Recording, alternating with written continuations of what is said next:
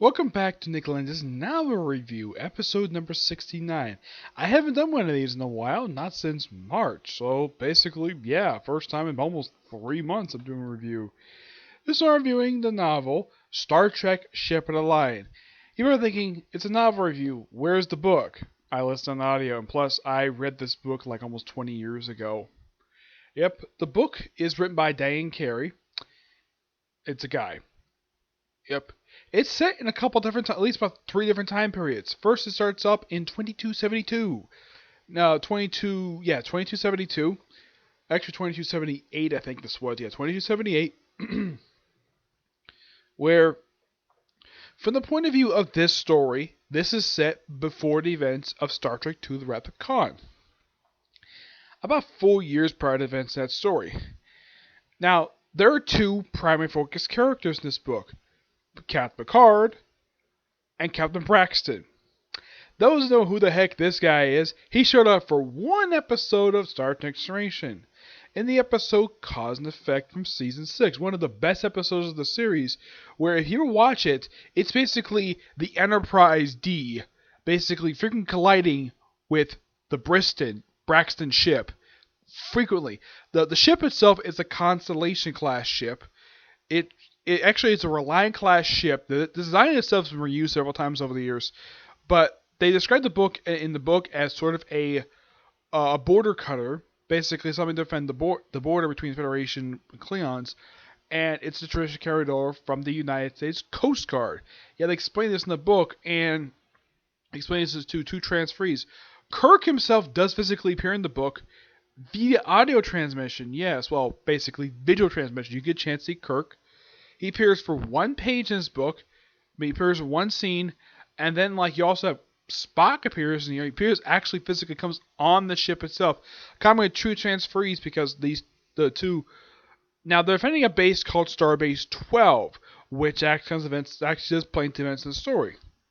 Also, we have this Klingon who really wants to take the Starbase 12 for themselves. Now, this is during a period of time when the Organians, where they had this sort of peace treaty, but this was a forced peace treaty, not the one initiated in 2293. That was basically sparked events of Star Trek 6. Now, Captain Braxton, when he appeared on Next Generation, he was played by Kelsey Grammer. Yes, the star of Frasier actually appeared in Star Trek. Yeah, it seemed like an odd choice. And by the way, they actually now his look he had in the episode with the same type of style of beard that Riker has, which is described in the book as a musketeer style beard. He actually keeps it. Yes, he himself basically they explain this to two new shipmates, and of course his first officer is actually engaged to a woman on Earth named Rose. And at the beginning of the book, apparently they decided to do some drinking. Yes. Though they don't particularly do it on the bridge per se.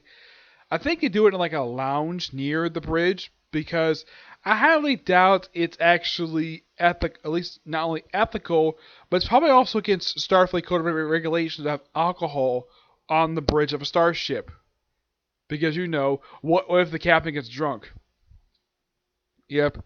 And he explains two transferees, one named John Wolfe, which there's something about him I'll explain later, and another transferee, and they basically take over, and then they're there for less than about 10 minutes, and then of course the Enterprise, basically Kirk is also actually sent an invitation by Captain Braxton.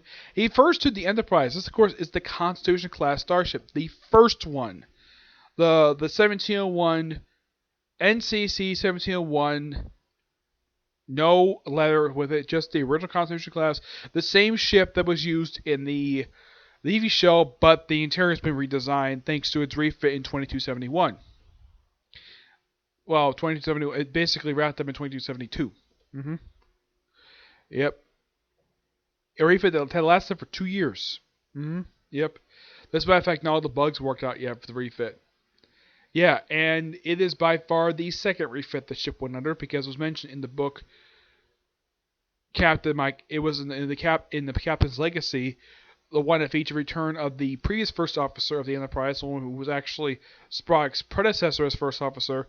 A woman referred to as simply Number One shows up there, and she mentions that the ship did go into refit when Pike. Now this is she was also an officer under Captain April, who was the first captain of the Enterprise. And this, of course, before Pike took over, and of course, it has refit. And apparently, the captain's quarters used to be a lot bigger than it actually is currently. So there's that. It's basically good to read into that. And Captain Briston refers to the ship as a ship with a line, which, yeah, nice type of name for the Enterprise, especially since he counters Enterprise 90 years later, which I'll get to in a minute. And then you have him get in a battle with a Klingon ship, this big, huge Klingon ship. No, it's not the same ship that was used in one episode of Next Generation. It's a different ship. They fight, and they come across this energy portal thing, and they come through it, and they end up in the future, roughly 90 years later. Yes. This, of course, ties into the episode Cause and Effect. Basically, this later leads into the ending of the episode, where you see Kelsey Grammer's face. I mean, he actually is billing as a guest star, and he appears in the episode for less than a minute. Yeah, you build up a guest star big as Kelsey Grammer, and you save him from the end of the episode? What the hell? And you say, come aboard our ship. And that's how the episode ends. The book itself picks up right where the episode leaves off with Captain Briston coming on board the Enterprise D. When he sees the Enterprise, of course, when he sees it first time, it's like this glob, but it's a big, it's a big starship, big Starfleet ship. And this, of course, basically they were to avoid it. Now, it was explained in the episode that the collision was started because they tried to use the track to move the ship itself, the Briston. That was Data's suggestion. Riker's suggestion was basically venting opening the shuttle bay doors and venting the atmosphere, thus moving the ship itself. Yep. And, well, they did mention that. Well, they did. Apparently, they've been doing this now. The Enterprise itself basically have been able to loop for about 17 days. They flew 17 days in the future. While in the case of the Briston, it was 90 years. And, of course, Briston, I do appreciate the fact that Ian Carey wrote this into the actual book. The fact that he is very heartbroken, the fact he can't return to the 22nd century. Well, 23rd century, mind you. And the fact everybody they know and love are all dead. Yeah, and they do explain what happened to this first officer's fiancée. Apparently, she got information that her fiancé was alive in the Klee Empire, and then she was captured, and then sent back to the Federation in 10 boxes. Yeah. There's the Klingons for you. Luckily, they don't do that in the 24th century. Nope. Let's see, what else? Oh, yeah.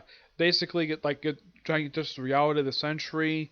They welcome their in. Basically, he has the top seniority of all the captains in Starfleet because he's 90 years. Though this kind of bites Captain Picard in the butt later on in the story.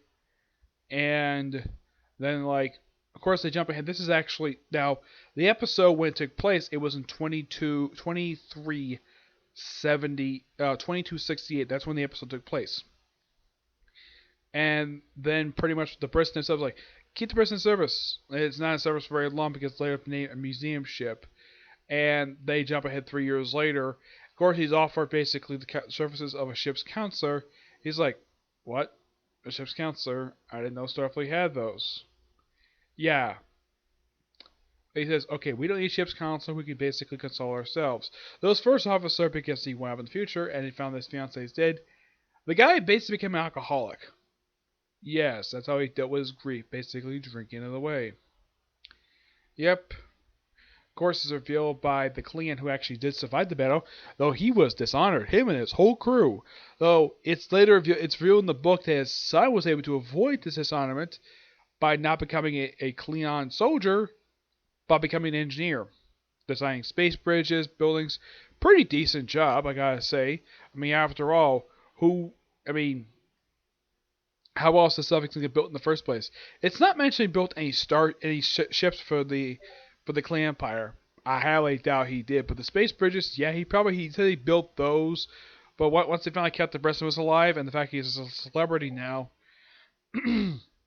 apparently No one wants him to build anything anymore.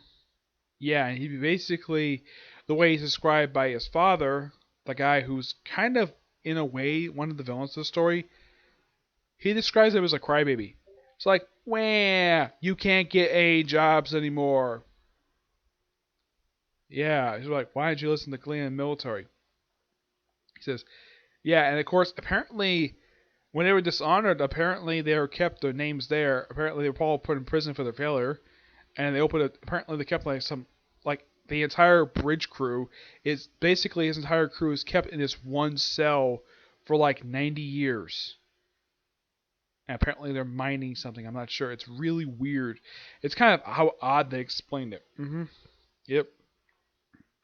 And of course, the Infinite Person like, maybe my spy is still there too. They later reveal one of the spies, one of the transferees. I'm not gonna reveal who it is just yet. And then and of course, we jump ahead to just after the events of Star Trek Generations, and of course, Picard mentioning that he met Kirk during the story, during the events of the movie, and he is depressed because he lost another starship. Though, for some reason, his entire bridge staff was able to say the same. Like, they all basically take orders from him, despite the fact he has no ship now. So, there is the new Enterprise Z, a new Sovereign class ship, brand new, just fresh off the construction line. And here's the thing: now there's gonna be a shakedown cruise, and Picard basically is, well, it's not assumed that he was not gonna get command right away because I'm sure he's working with temporary command, though it could be assumed to be full command. He assumed that Riker basically would take command. Instead, it's Captain Braxton. Yep, Captain Braxton. As for why, because he has seniority. And he points out, though, Will basically has earned his spot as basically a captain. As a matter of fact, this is brought up even in one episode of Star Trek Generation, the two-part Chain Command, which that episode does play in effect to this very story. Yes, that was Captain Jellicoe.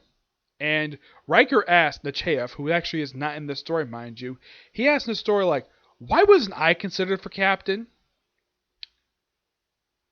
Because apparently he has sort of because he wants someone with a spotless record. Yeah, it's never really explained. I've never exactly heard explicit review of why Riker was never given command of the Enterprise, both D or E. Never explained, though he was briefly the captain of the Enterprise D during the Best of Both Worlds two-parter. He did, of course, and of course in the story, like, yeah, and of course Picard's offer up the Admiralty. He does not take it up. Nope, he never does. By the most recent book, he's still a captain. Yep, still a captain after... I mean, he'd been a captain since he was 28, so he's been captain at this point for almost 50 years. Yep, still same rank. Though he's earned... Now, I'm surprised they don't have the rank of fleet captain. He's probably should give him that because of how long his service is. At least give him an award for how long he's been in service. Yep. So, he's given an assignment to go go to Cardassia. This is, of course, during a period of time, like, after the events of Way of the Warrior, which is slightly referenced in this book. Yeah, several episodes of both Next Generation and the original series are actually right up in here. Yeah, there's an episode of, believe it or not, an episode from the original series Picard actually witnesses in the story. Yeah, it's the episode. Because it's given Icelanders, yes, basically, because it's revealed in the story that Kirk actually gave permission to have his missions made into holodeck programs, interactive ones. Okay. I gotta say, for someone who is famous as Captain Kirk and offering his own mission logs as stuff for holodecks, that by far is a stroke of genius right there. Because who would not want to interact with Captain Kirk, even though it's a holographic version of him, but get to participate in his famous missions. Yeah. What episode now? Picard is put on a ship called the Half Moon. It's a Federation cargo ship, and the cargo, one of the bays on the ship is converted to a mini holodeck. hmm Yeah, and the isolated chips were actually given to the captain of the ship by Riker. Riker, of course, is named the first officer of the Enterprise E because even though that Preston has on first officer, yeah, the reason for this because, well, Riker is up to date with the political stuff and the technology of the century, so not a bad choice. Of course, Geordi be assistant chief engineer, and Scotty himself is in the book. Yeah, Scotty. Yeah. Though I should point out, though, in the audio drama, they have Scotty voiced by a guy who's younger than he actually is. I mean, it sounds like a guy probably in his, I'd say his 30s. Scotty is supposed to be 150. Yeah. And I kept thinking, though, this audio drama was made in 1987. I'm thinking, James Doohan was alive when they made this audio drama. Could they not get James Doohan to reprise his role for this particular book? As a matter of fact, none of the actors who actually appear in here, none of the characters in this book, none of them were portrayed by their real life people. I mean, when the book came out, it was only just a year after First Contact came out, and this was roughly like a couple years before Insurrection came out. And I'm kind of like, couldn't Simon and Schuster just afford to bring in the actors from the show to basically reprise the roles as their respective characters? Now, Briston is not a fan of counselors, so Deanna Troy is brought on board to be put on the medical staff. Okay. Now you're thinking, okay, George's assistant chief engineer, Riker's first officer, of course. Well, they don't specifically. I think the medical officer. I think it's somebody from Briston's staff. But what about Beverly and Worf? Worf at this time was actually the chief strategic officer of the Bajoran sector on Deep Space Nine, because it's mentioned in the book that Picard's make a stop at Deep Space Nine to borrow Worf. And of course, they're going to bring Dr. Crusher with them. Yeah, this is actually sort of like, this is the same strike team that went to Cardassia back into the two-part Chain Command. Yeah, a mission that ended in complete failure. Yeah, because they apparently didn't have enough info, and they were sent this mission by Admiral Nechayev in the episode. A woman who, as a debris, is referred to as Admiral B. I'm not going to reveal it's BITCH. I'm not going to say what it is, but that's referred to as because this woman is so stuck-ho in a lot of her positions, and she's very unpopular with the Star Trek fandom. She's probably by far, of all the Starfleet admirals, the most despised admiral in Starfleet. Called criticism of fans. And it's not because she's a woman. No, that has nothing to do with it at all. It's due to the fact how she's written. She's written to be this woman, which it's like take for example in the episode, I think it was a 2-part Legacy, the one that basically ended season 6 starts season 7. Yeah, she told Picard, if you have a chance to kill a Borg, take it. Or yeah, and she was also instrumental in that infamous episode Journey's End with the whole thing of transplanting a Native American colony, where she's basically forcing Picard to participate in forced relocation.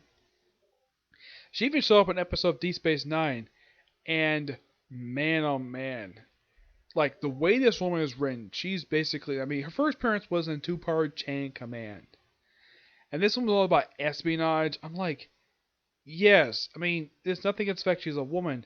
It's the way she's written to be this arrogant bureaucrat who only cares about her own personal career than everybody else's. And just give a damn the fact that Riker basically has all the qualifications to be captain, and that shows somebody who basically is way too old to be captain, in former Captain Angelico, who later on in the novels becomes an admiral. So they go behind enemy lines to... Now, Picard's mission is, get this, to rescue crews of several Federation starships, along with a Federation cargo ship that was taken by a man named Madrid. Doesn't even know who the heck this man is. He's a character. He's a Cardassian played by the awesome David Warner, who actually appeared in that 2-parter Chain Command. And this guy was infamous in the two-parter for stripping Picard butt naked and torturing him for 2 episodes. And yes, Picard does basically reference that.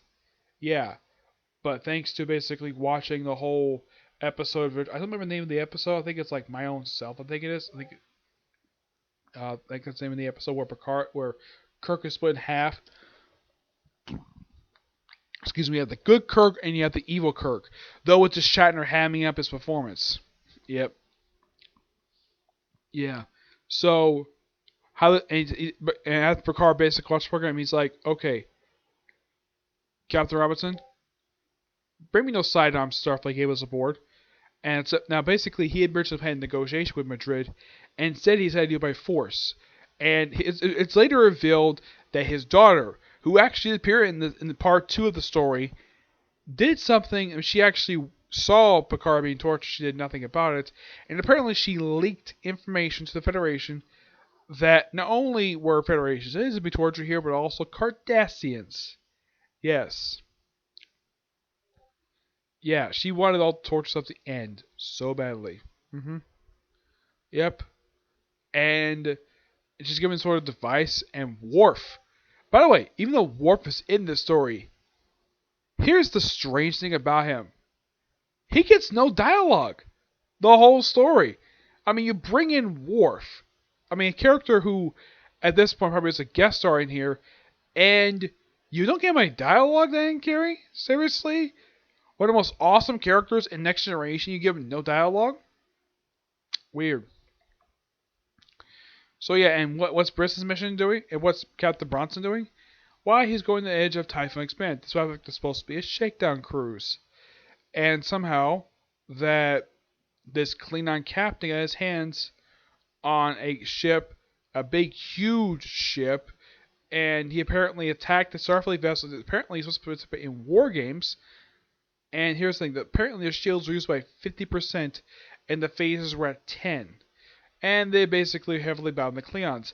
At one point, the Klingons actually took possession of the Enterprise E, which makes them one of 2 times that the Enterprise E has basically been taken. Or at least mostly been taken over. The only time this has happened is actually in Star Trek First Contact, where it's taken over by the Borg. I will get to that in a minute. Yep. I'm trying to think what else happens in this book. Oh yeah, after confronting Madrid, he brings out the prisoners, like bunch of, and apparently one ship, one particular lieutenant. Yeah, apparently the entire original bridge cap, with the exception of him, all the senior officers were killed by Madrid, and so they were given some Cardassian ships to get off the planet because, well, there's a big battle coming, so I gotta do that. Yeah.